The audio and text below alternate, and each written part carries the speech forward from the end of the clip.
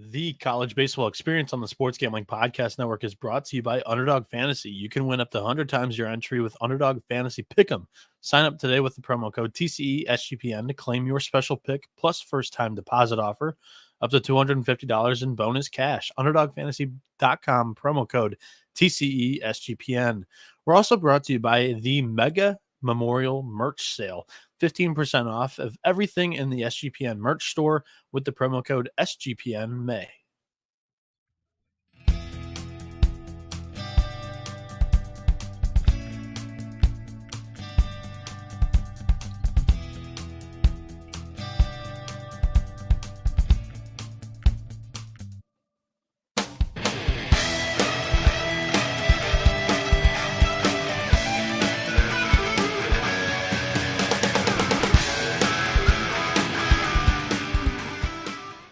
All right, it is showtime once again here on the College Baseball Experience.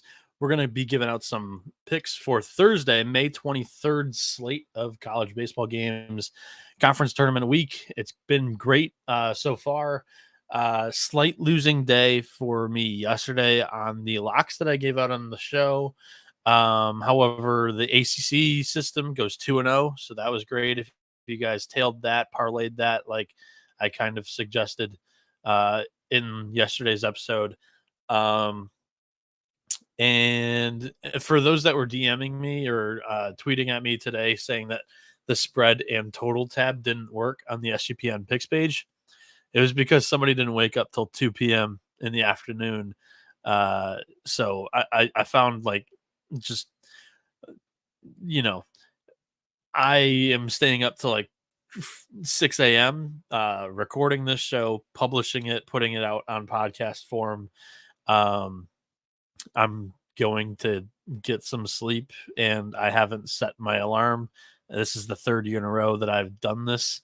Totals and spreads, I'll give out my thoughts during the show, but when it comes to actually betting them during conference tournament week, I choose to just chalk it up for the week because I'm not gonna personally wake up to just hope that a line is wrong for myself.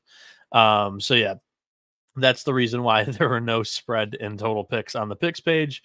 But let's run through the picks real quick from today that took place, and if anything happened in the games that I did catch an eye on or saw highlights from, I can mention some stuff. But like I said, I didn't wake up till 2 in the afternoon. And Ryan Hasty goes, Noah, there's no way I make it through the whole show before I go to sleep, but you are a beast at grinding at 2:05 a.m. Real men of DGen. Appreciate you, Noah. I appreciate you, Hasty. Shout out to you for being the first one in here and also waiting as soon as I set up the stream. Tannic Caesar says 5:15 a.m. East. Let's go. Let's get going. So yesterday we had the Evansville pick right against Illinois State. Western Kentucky surprisingly fell to FIU. No, I didn't get any eyes on this game. Troy completes a comeback against App State 6-5. Kansas State knocks out West Virginia 8-4, kind of like we expected there with Barema going. He threw a complete game against the Mountaineers. That was pretty impressive. LSU jumped on Kentucky in the late innings. It was like a 2-0 game early. Holman had 6 no-hit innings, and that was the handicap when they were throwing Holman, their ace, up against the TBA for Kentucky. And I doubted that Kentucky would feel the need to throw Trey Poozer in short rest. They didn't necessarily need to win the game. They already have a top 8 seed locked up. So when you're just talking about desperation, motivation angle, LSU at -130 was the correct play there. They win 11-0. Mercy rule after 8 innings. Penn State upset Illinois 8-4.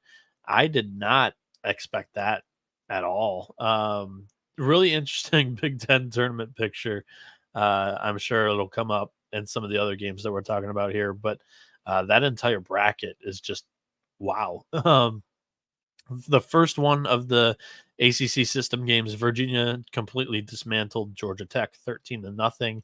Second largest shutout victory in the ACC tournament ever by Virginia. So yeah, the system's working this year for sure.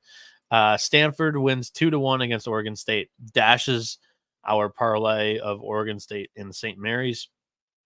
I don't know what it is about Stanford right now, but they have outplayed 2 solid handicaps against them. This time they did it without any of their weekend starters. They did reuse their closer for the second straight day in a row, but Oregon State just couldn't hit today. Like, they only had 3 hits on this freshman, Volchko. He had been in solid form, but I still thought that Oregon State's offense would have been able to do something. But nope, Oregon State drops that game. Stanford's going to win the pool. The only way that Oregon State has a shot to win the Pac-12 tournament championship now is if they go 1-1 in their pool and Arizona goes 2-0. Oregon State would then get the wild card and advance into the semifinals. Rice beat UAB 9-0. We got that one wrong. Dallas Baptist only wins 5-3, and I say only because anytime they don't run somebody off the field by 4 or more, it's a little bit surprising to me if it's not Western Sam Houston or Liberty team in the Conference USA. So South Carolina takes down Arkansas 6-5. We got that one correct as well. Cole Messina is on an absolute tear. He's one of the really, really hot hitters right now in Hoover. Peyton Tolley loses the start. I don't even know if it was really on Peyton Tolley. The offense didn't put up any runs, but Oklahoma beats TCU and Peyton Tolley 4-0 there. We got that one wrong. We also got this one wrong. Belmont wins 6-4 over Missouri State. Southern Miss wins 5-0 over Coastal Carolina.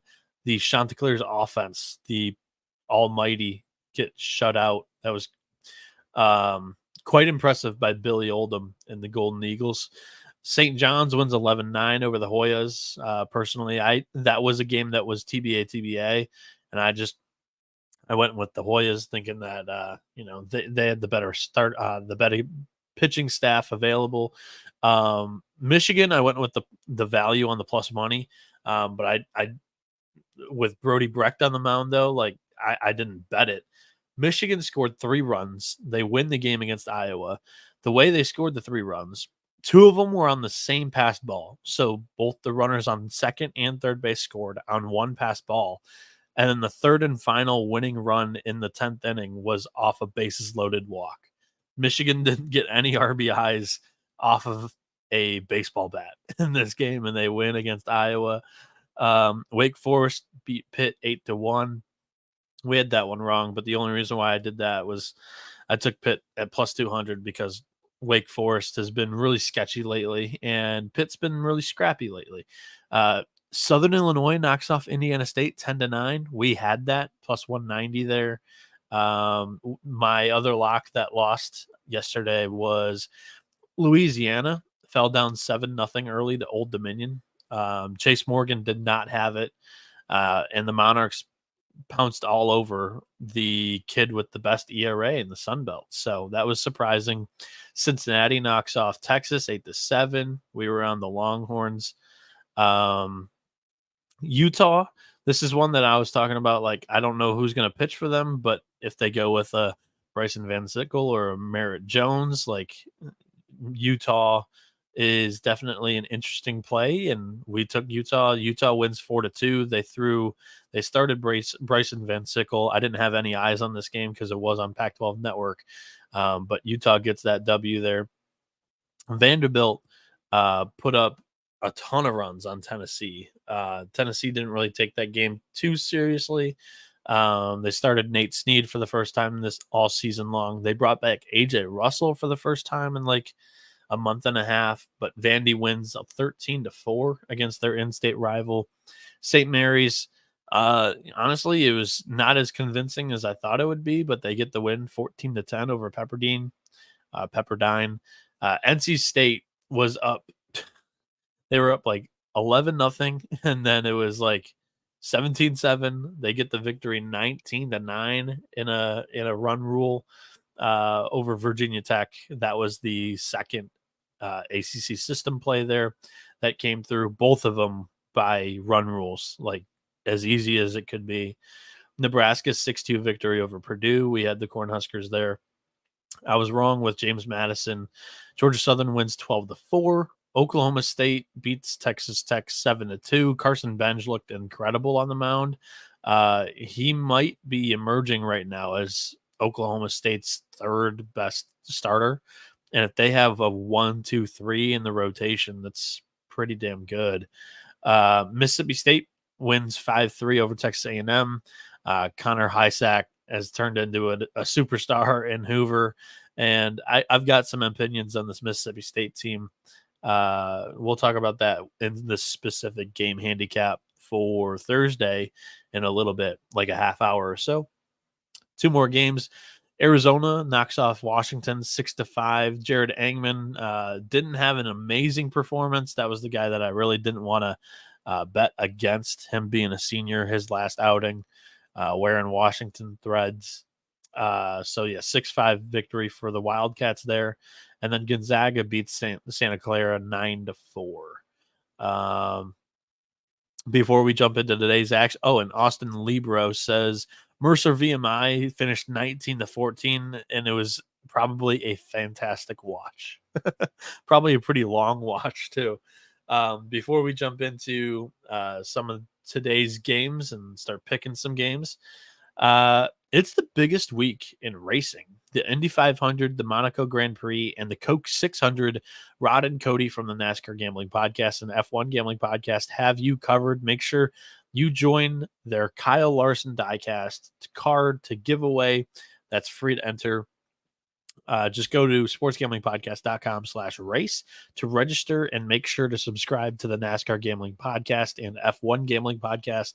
Plus, we're running a Mega Memorial Day merch sale, 15% off everything in the merch store. Promo code SGPN May. So, like all these college experience hats that we're wearing in all these shows, you can get those. There's also a Dundeeism line for t-shirts, 15% off everything in the merch store. SGPN May is the code you'll use there. Also, Underdog Fantasy wants to make the NBA playoffs a lot more interesting for all of you guys.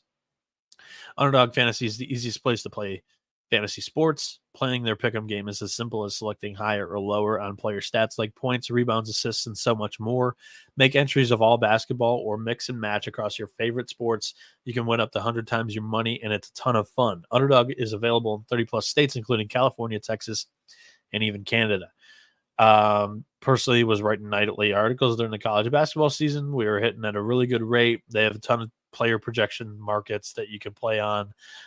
Just find your favorite one, mix and match across your favorite sports, and you'll have plenty of fun. Underdog is available in 30-plus states, including California, Texas, and Canada. They also just launched their Champions, which is their player versus player format in Florida, and drafting is now legal in Michigan. Sign up today with the promo code TCE for your special pick and first-time deposit offer up to $250 in bonus cash. UnderdogFantasy.com, promo code TCESGPN.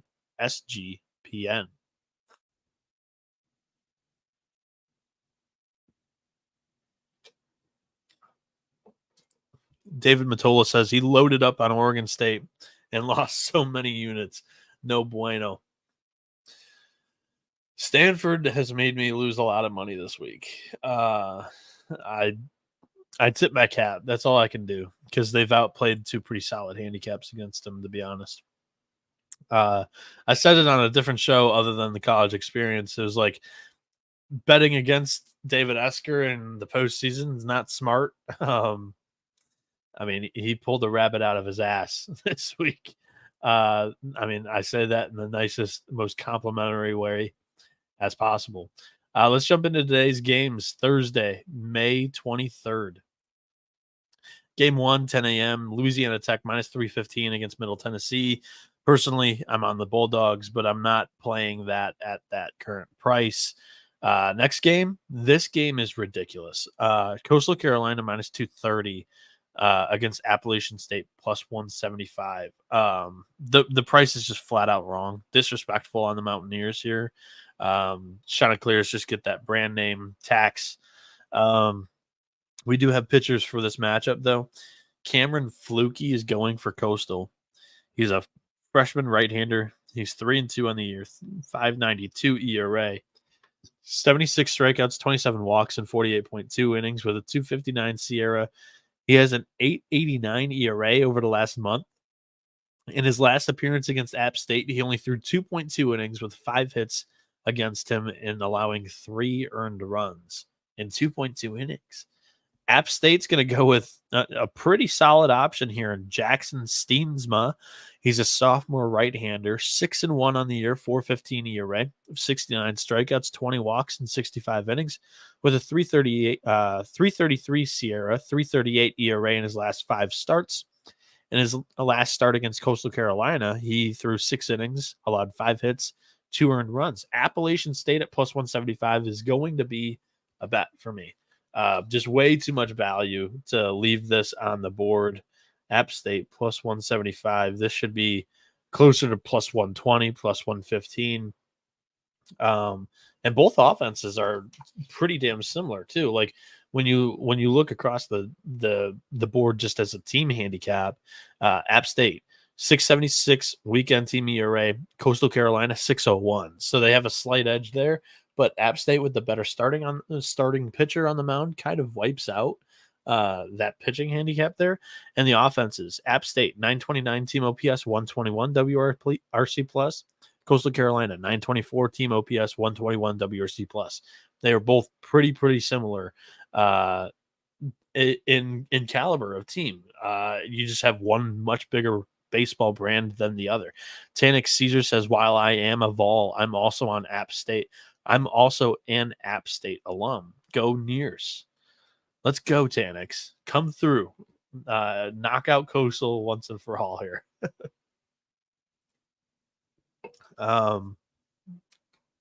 So, yeah, App State, bet number 1. That's at 10 a.m. Eastern. The next game also at 10 a.m. Eastern. Arkansas minus 175. Kentucky plus 135. We do have a confirmed pitcher for Arkansas.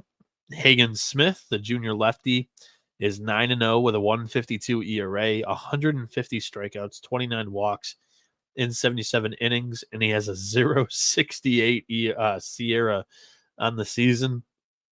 Borderline elite, and he's also coming off of like an unfortunate way to lose where, I mean, he went 6 or 7 shutty, and Arkansas loses a 1-0 game off a walk-off walk in the 11th inning against Texas A&M. That was his last start.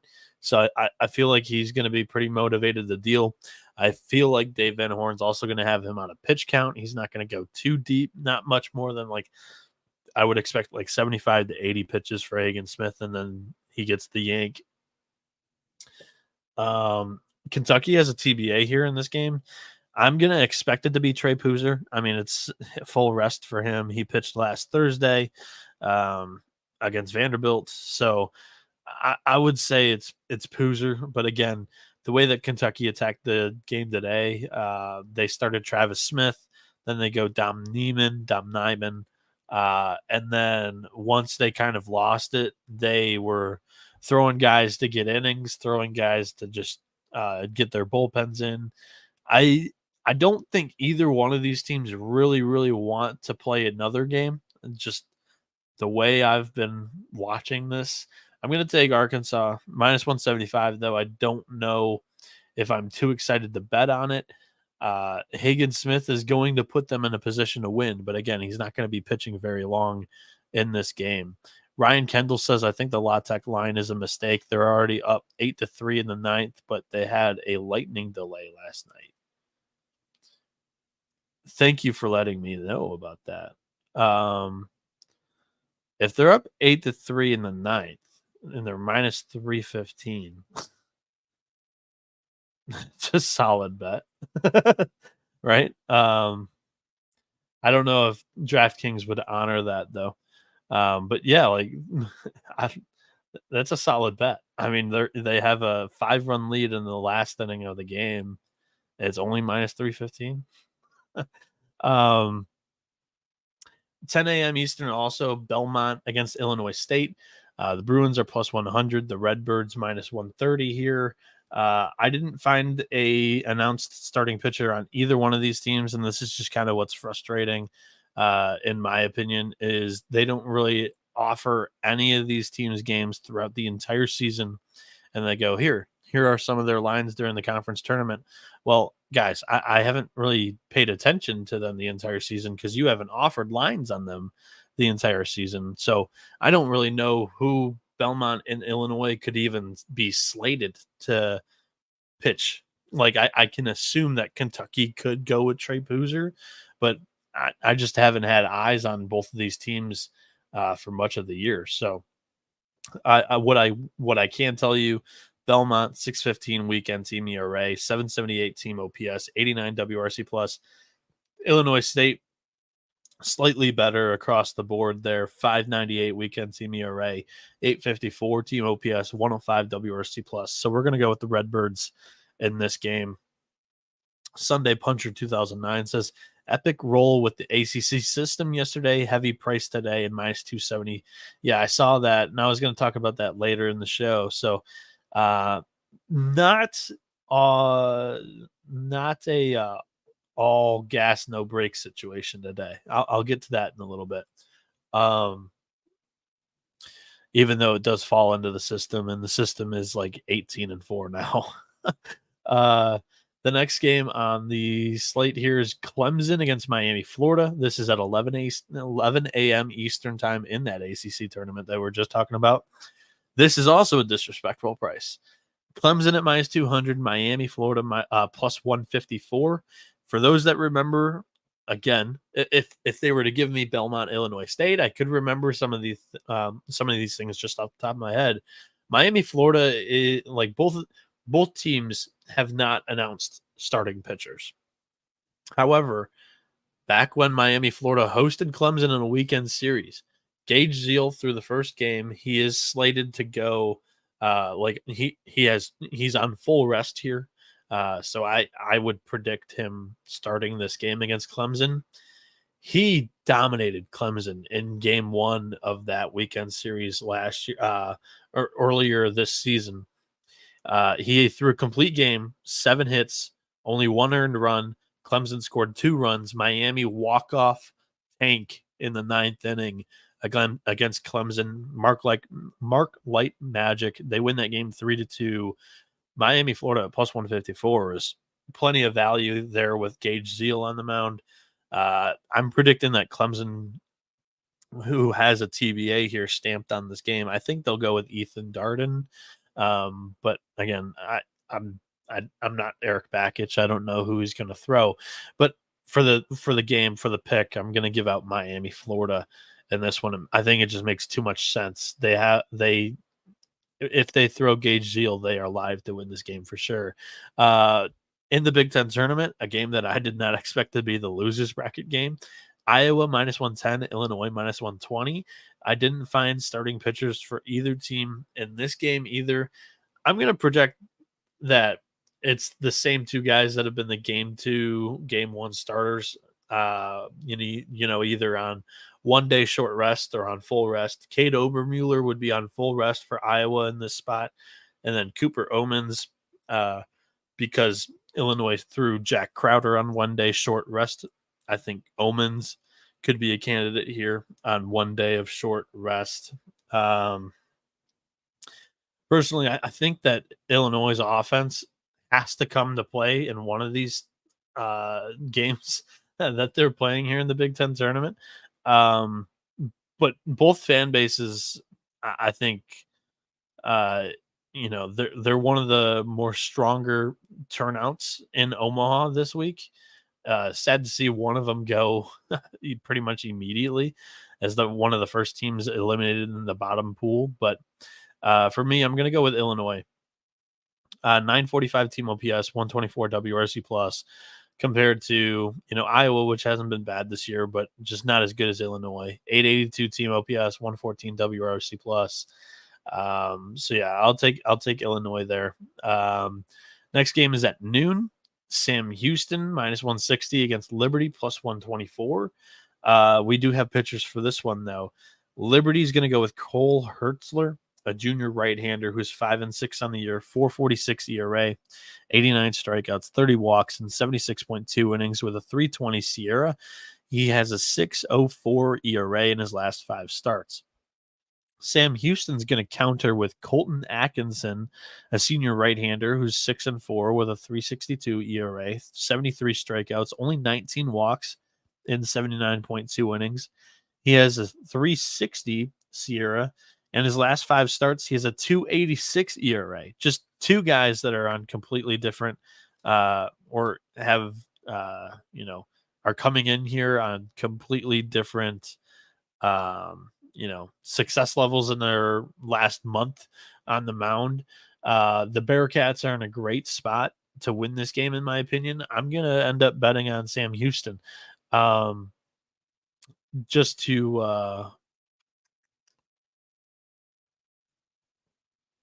what was I going to say? I like Sam Houston minus 160 against Liberty. With the two guys in recent form there, I think it really favors Sam Houston. Both offenses are pretty average compared to the national scene, but they're both pretty similar to each other. I think with Sam Houston's edge on the mound to begin this game, I think that makes them a solid bet here today. Sunday Puncher 2009 said Iowa got a lot of hits, but short on runs yesterday. Where's the Big Ten tournament played? It's played in Charles Schwab Field in Omaha, so it's where the College World Series gets played. Large park. But yeah, Iowa just wasn't able to push any runs across against Michigan. So Sam Houston minus 160, writing it down for the end of the show. Before we get through the rest of the slate today, we're brought to you by Rhythm. The college baseball experience is brought to you by Rhythm. If you're betting on NBA player props during the postseason, you should download the app Rhythm, RITHMM. Rhythm gives you a menu of the best player props for every single NBA playoff game, making it easy to go through and to find the best props to put your money on in seconds. Rhythm's predictions are backed by over 3 years of data and a team of data scientists and quants that focus on fine-tuning their algorithm to give you the best shot at winning. Rhythm pairs its predictions with player prop graphs to help feel even more confident in your picks, which you can make wherever you normally place your bets or DFS picks. From superstars to bench players, Rhythm finds the best player prop lines, all backed by AI data without you needing to endlessly scroll through a sports book. Rhythm also allows you to create your own custom NBA models so you can get AI-backed moneyline spread and total picks for every playoff game.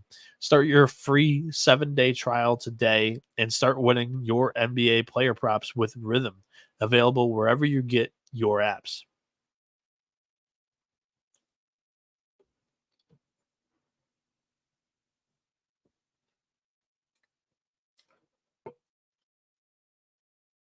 All right, we're back here on the college baseball experience. Little Dirt 27 says, fuck Texas and the entire state of Texas. Had a damn good day and put it all on Texas and Texas Tech. But how about my Troy Trojans? Yeah, they got that comeback late.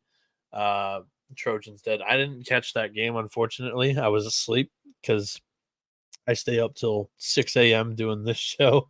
And I choose to not really wake up early. I'll catch all the highlights. I'll read some of the team previews and recaps. But yeah, I'm sure that was a roller coaster of a day if you bet on Texas Tech to finish it off and you started off great with Troy winning. 1:00 p.m. Eastern in the Pac-12 tournament. Arizona State is plus 175 against Oregon State, who's minus 230. I don't think I found pictures in this game. Where is that game at in my notebook? Yeah, no pictures here. But I do think that Aiden May could be probable for Oregon State. Arizona threw Connor Markle earlier, as we all know. I gave that out as my favorite play earlier in the week on Tuesday. He did not pitch well. He's their best pitcher, so I really don't think it matters after him. Aiden May's the guy in the Pac-12 for Oregon State to minus 230. I think the Beavers should be the right play. All they need to do is just win this game, go 1-1 in the pool, and they advance if Arizona wins Pool A. So I think the Beavers minus 230. It's an okay parlay leg. I think that's the pick for me in this game. 1 p.m. East Carolina minus 238 against Wichita plus 180. I personally don't have any clue of who East Carolina is going to pitch today because it would be Trey Savage's turn in the rotation. He would be on full rest. However, Cliff Godwin, the head coach of the Pirates, came out this morning or Wednesday morning saying that Trey Savage was in the hospital dealing with a collapsed lung. So they're hopeful that he'll be fully ready to go for regionals, which is next weekend. I am a little concerned about that. I don't know how quick of a turnaround he'll be able to have. I mean, that sounds pretty serious. But yeah, in this game, this is clearly priced for a Savage outing. So give me Wichita State. I think that's the way you have to go because, again, Zach Root isn't healthy. And if he is, he hasn't pitched in a few weeks. So he's not going to be, as sharp as he was, and two, probably not going to go deep into the game. I think Wichita State's live in this one plus 180. Little Dirt 27 says he's putting his daughter's college savings on the Beavers. Ryan Hasty says, good luck, boys. Got to sleep before work. Have a good night, Hasty. Then 1:30 p.m. This one's a fun one. Oklahoma playing back-to-back fun games. Excuse me. Kansas plus 130 against the Sooners minus 166. The pitching matchup's fun, mainly because these are two guys that really kind of aren't pitching well right now, but they've been good throughout the year. If you were to just look at their season lines, they're solid. In recent form, not great. Starting for Kansas is Reese Dutton, senior right-hander, 7-4 on the year, 3.59 ERA, 76 strikeouts, 32 walks in 80.1 innings with a 3.91 SIERA. In his last 5 starts, he's a 5.82 ERA. And then going for Oklahoma is Kyson Witherspoon, sophomore right-hander, 7-3, 4.24 ERA, 75 strikeouts, 29 walks in 70 innings with a 3.64 SIERA. And in his last 7 starts, he has a 6.63 ERA. So both of these guys not really in good recent form. It's tough for me to handicap the pitchers in this game. So let me take you to the offenses where I think this one should be fun. There should be some runs scored in this game. I know it's a big field. I know Globe Life usually plays towards the unders. However, Kansas, 892 team OPS, 113 WRC plus. Oklahoma, 919 team OPS, 120 WRC plus. There should be some offensive runs scored in this game. However, I don't know if it's going to be enough from Kansas's side to win. So I'm going to take Oklahoma at minus 166 here. Lane Elliott in the chat, he goes, what's up, Noah?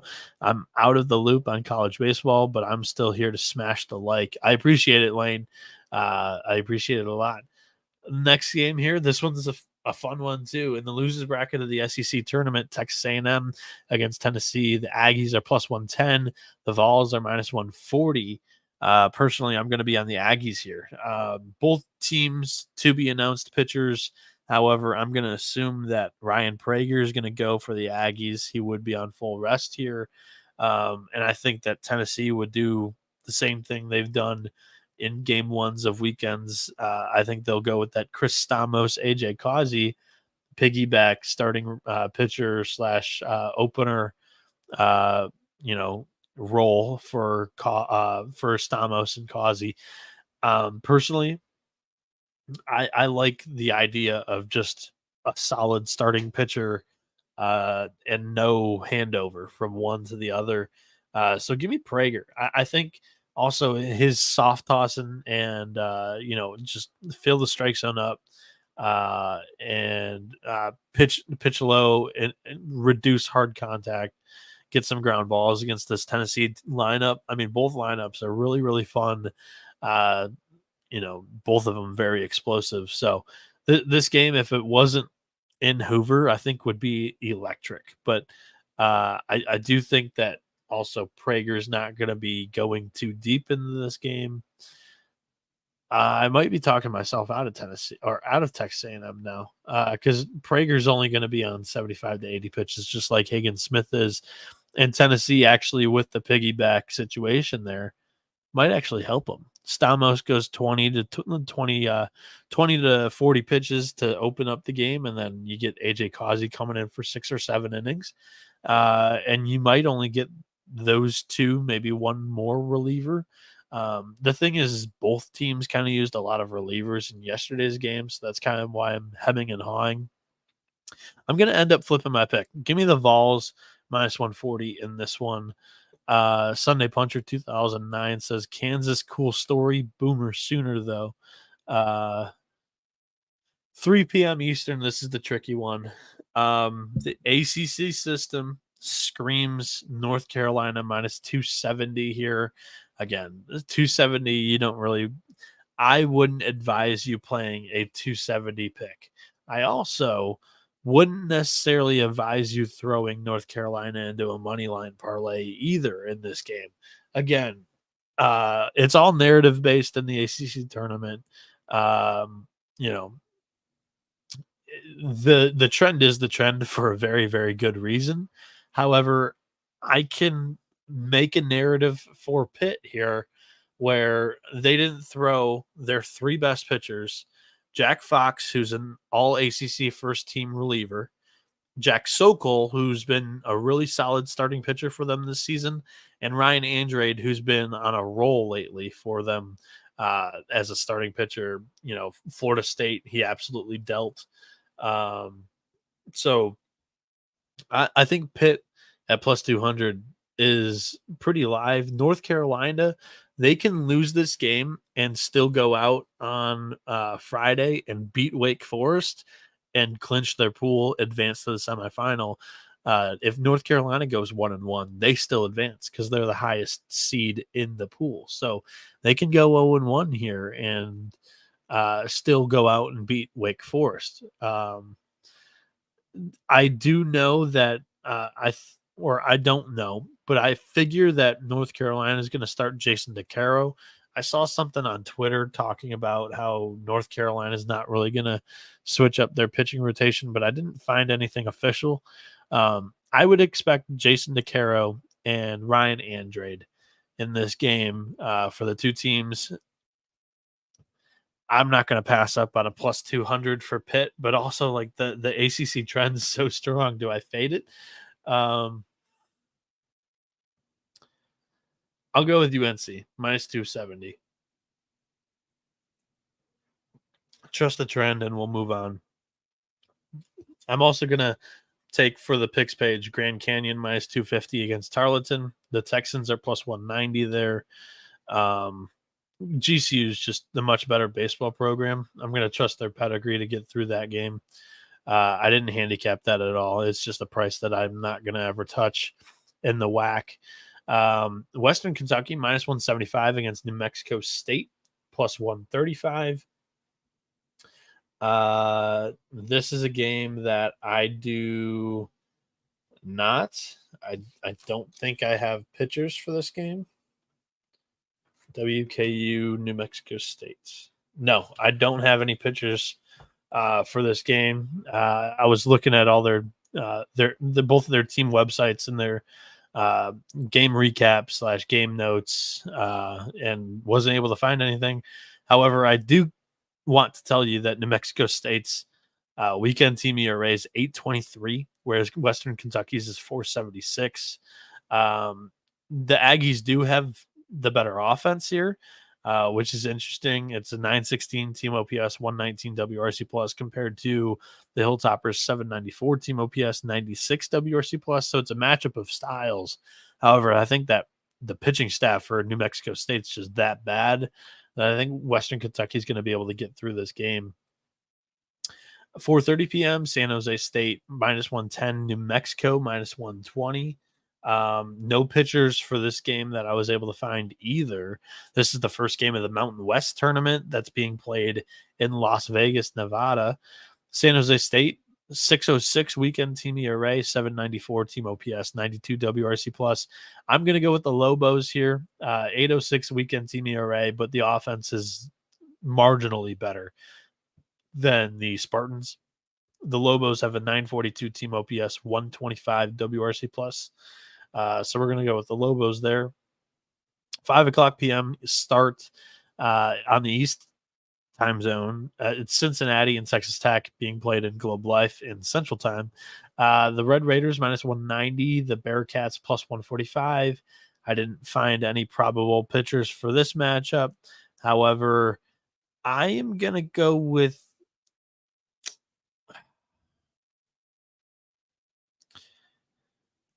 Texas Tech. I think their offense, when it comes down to it, is going to be a little bit more explosive here. I do think that Cincinnati's going to have Ben Vespi available, right? I didn't catch that game earlier today. So Cincinnati, I think, is going to be my pick, or I'm going to fade Cincinnati here. I'm all over the place. This is the Cincinnati Texas Tech game, not UCF. Vespi's on the Golden Knights. I don't know why I'm even talking about UCF and Ben Vespi here. Cincinnati Texas Tech. I'll take the Red Raiders all over this place. I'm completely butchered that game handicap. Cincy 578 weekend team ERA, 855 team OPS, 108 WRC plus. Texas Tech, a little bit worse of a staff ERA on the weekends with a 616, but 934 team OPS, 122 WRC plus. That's what I'm going to end up siding with at the end of the day here with the Red Raiders. The next game, 5 p.m. Eastern, Troy and Southern Miss. This is a really fun game. Unfortunately, we don't have confirmed or probable pitchers in this matchup. However, I'm going to expect that Southern Miss throws Nico Mazza, their game 2 starter, and Troy's going to go with Garrett Gaines. If that happens, it's going to be a really fun matchup. I think Southern Miss wins the game. Nico Mazza is one of the best number 2 starters in the Sun Belt there. Gaines has had his ups and downs throughout the season. Troy has looked a little bit shaky as of late, and I think Southern Miss gets this W here. 5:30 p.m. Eastern, USC against Oregon. This is an interesting game because Oregon lost to Utah. USC beat Utah. If USC upsets Oregon, USC is going to the Pac-12 tournament semifinals. But if Oregon wins, Oregon's going to go at 1-1 into the Pac-12 semifinals. So this one's for all the marbles here. USC and Oregon. I don't think I have pitchers for this matchup either, unfortunately. No, I don't. No pitchers in this matchup.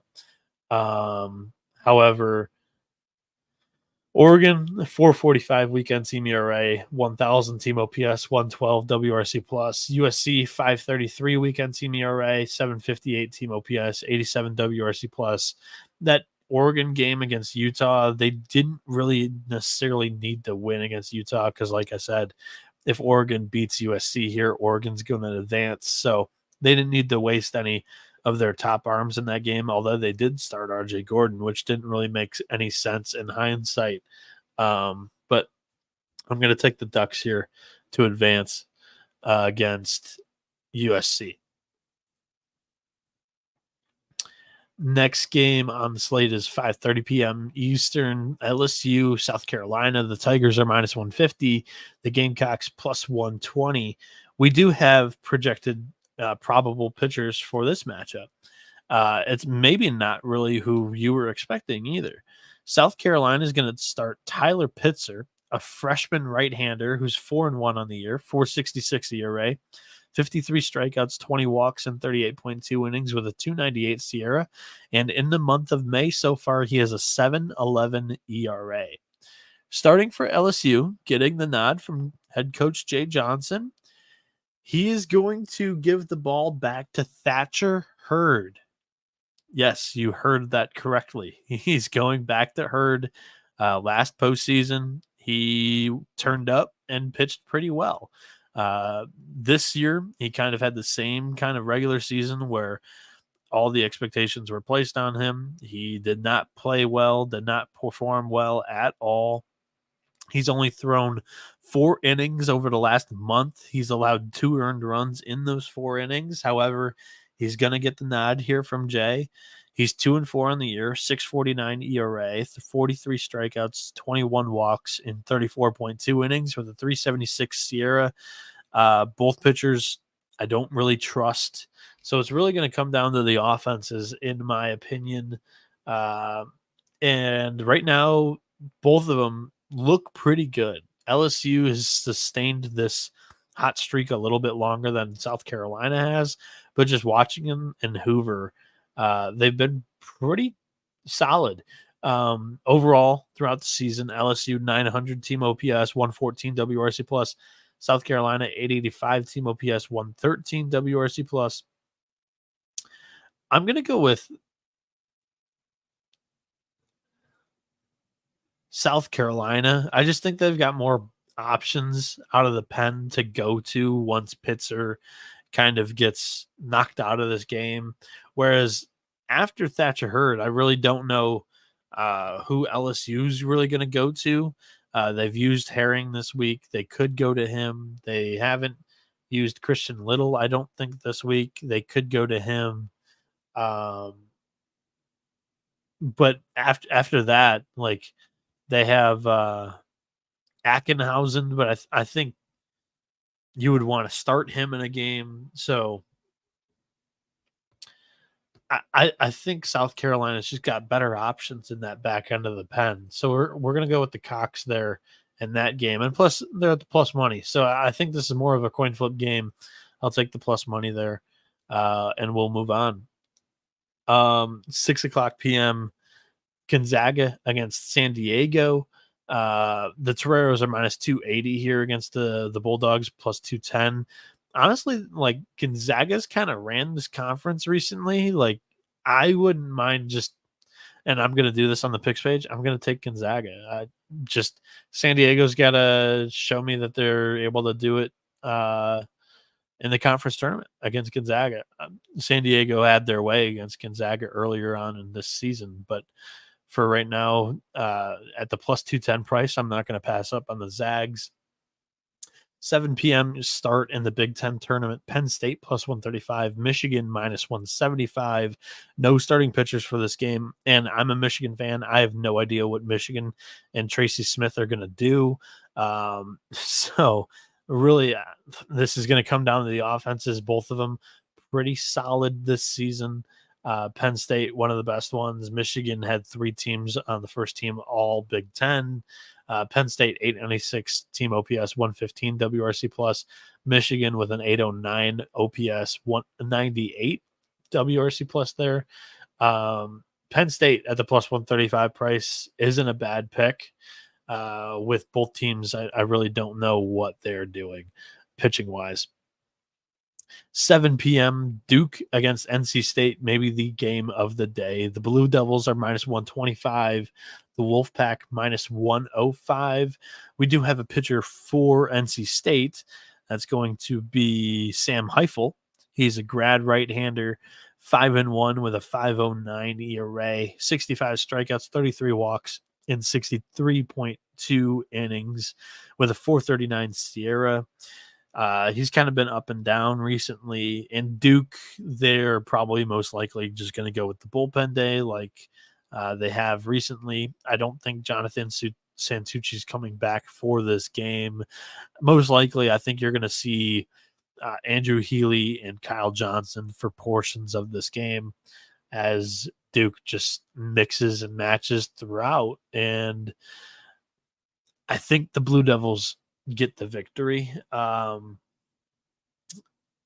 really think it's 2 lineups that are going to mash. This is going to be a higher scoring game. which could be surprising to some with Duke's really good bullpen. But I think this one's like a 8-6, 8-5 game in favor of Duke. Sunday Puncher 2009 says Penn State red hot, got to ride the hot team. Michigan's been playing pretty well too, but the Nittany Lions have kind of come out of nowhere to appear in the Big Ten tournament. And what do you know? They knocked off the top seed too. So something's going right for that team. Why not? Why not ride it? The next game, 8:30 p.m. Eastern. It's in the Big 12 tournament. UCF against Oklahoma State. The Cowboys minus 195. The Golden Knights plus 150. I got no projected starting pitchers in this game. This is where I'm saying Ben Vespi could come out for the Golden Knights.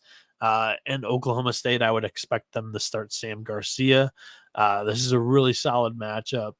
Minus 195 is just a little too rich for my blood. So I'm going to end up passing on the Pokes at the minus 195 price there. 8:30 p.m. Old Dominion and Georgia Southern in the Sun Belt Conference, the winners bracket. They're both minus 115 at coin flip prices. Both of them have to be announced pitchers. I don't feel strongly on either side, so I'm going to end up going with Old Dominion after their impressive performance in Game 1 of this tournament against Louisiana. 9 p.m. Fresno State plus 100 against Air Force minus 130. Fresno has a TBA. However, Air Force is going to go with their ace, Sungmin Shim. He's a senior lefty, 7-2 on the year, 3.31 ERA, 81 strikeouts, 22 walks, and 87 innings with a 3.26 ERA. He's pitched against Fresno State twice this season, and he dealt last week when he faced against Fresno. He went 7 innings, gave up 5 hits, 1 earned run, 6 strikeouts. And then on March 16th, when he faced Fresno, he threw 8 innings, allowed 6 hits, 3 earned runs, and 6 strikeouts. So 2 really, really good starts against Fresno State. I don't know why you would fade this guy. So give me Air Force at minus 130 there. 9 o'clock p.m. in this SEC tournament. Vanderbilt minus 120 against Mississippi State minus 110. To be announced pitchers for both sides here. However, I think it's going to be an easy projection for myself to assume that Carter Holton gets the nod for Vanderbilt. Urangelo Sanja gets the nod for Mississippi State. I'm going to go with the Bulldogs here. And I talked about it earlier in the show that I'd mentioned this in my handicap. Mississippi State has won 2 games by the skin of their teeth. However, they've won both of those games without really Dakota Jordan or Hunter Hines doing anything. I do think that those guys are good enough where they're going to wake up at some point during this SEC tournament. And when they do, Mississippi State's going to be really dangerous. So minus 110 here with the Bulldogs, I think that's the right side. So give me Mississippi State here. 2 more games. The penultimate game of this episode is Cal in Arizona. The Golden Bears are plus 120. The Wildcats are minus 150. To be announced pitchers for both sides here. My assumption is that Arizona would keep Jackson Kent normal rest. I think he'll start this game. And I think that Luke Short starts this game for Cal. I mean, this would be normal rest for him as well. Pre-tournament, I had the statement that, I think Cal is going to be able to knock off Arizona in this game, mainly because Arizona already got their win for the Pac-12 tournament. If they go 1-1, Arizona can advance as a wild card. They don't need to win this game. They don't need to really do anything to risk injury, to risk losing a pitcher and losing an advantage to win the Pac-12 tournament championship. Arizona does not need to win this game. Cal plus 120 at plus money with possibly Luke Short on the mound, who's been really good lately. I'll take that with the Golden Bears, and we'll move on. St. Mary's in Portland's going to wrap up our show here today. The Gales plus 140 against the Pilots minus 180. I have no pitchers for this game either. TBA versus TBA. Gonna go with St. Mary's though in this game. When you look at the 2 offenses, I think it favors the Gales. Portland with the 3.69 weekend team ERA is impressive compared to St. Mary's 4.76. However, the Gales 9.13 team OPS 114 WRC plus is 15% better than Portland's 9.9 WRC plus and 8.16 team OPS. So I'll take the plus money with St. Mary's there. That's going to wrap up the slate. I've only got 2 bets so far on the show. So, like I said, I don't fully handicap these games. I don't come in ready with bets. So there weren't too many games today with probable pitchers. So I'm kind of running through them real quick again and picking out some of my more favorite. Ohio State and Indiana must have been taken off the board because I really liked Indiana in this game. Ohio State, Indiana. Okay, so yeah, I don't know where this was when I was going through earlier, but I'm going to bet on Indiana.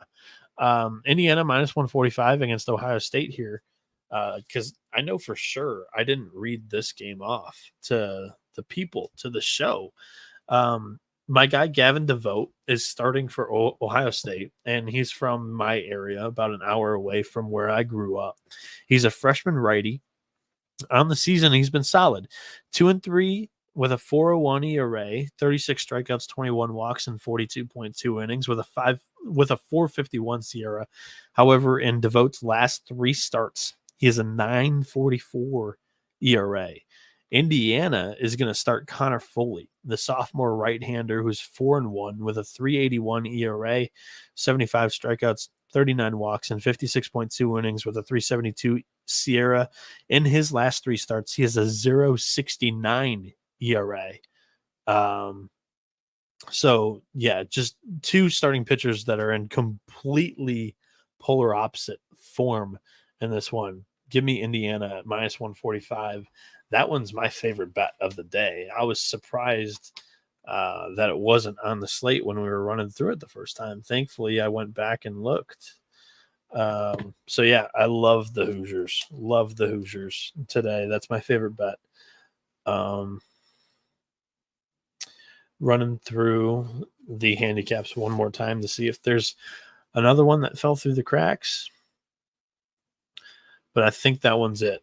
I think that's going to end the show today too. Like, I'm not really wanting to overextend with a ton of TBAs. Like, we'll just wait for the news to come out during the day. If we want to add one, we'll add one later on. Follow me on Twitter at NoahB77_, and I will let you know if I add another bet. But as for now, I have 3 for this Thursday slate. Appalachian State plus 175 against Coastal Carolina. They have a massive, value just on this price. I think they have a really good starter on the mound who's just as good, maybe even better than Cameron Fluke for Coastal Carolina. And their offense has been just as good, maybe even better than Chanticleer's this season too. Sam Houston State minus 160. Colton Atkinson, their starting pitcher, in his last 5 starts has a 2.86 ERA. Cole Hertzler, Liberty's starting pitcher, has a 6.04 ERA in his last 5 starts. So that's a really good edge at a minus 160 price. That's bettable. And then my favorite bet of the day is Indiana minus 145 against Ohio State. DeVoe, my guy, he has a 9.44 ERA in his last 3 starts, whereas Foley, Indiana's ace, has a 0.69 ERA in his last 3 starts. That's going to do it. That's going to wrap up today's show. Thank you all for tuning in. We had over 131 tune in both on YouTube and Twitter this morning. It's 6:13 a.m. I got to get out of here so I can upload this onto all the podcast platforms for everybody before their morning work drive. I appreciate it a lot. You've been experiencing the better side of college baseball with the College Baseball Experience. You better start thinking about yours. Adios, amigos.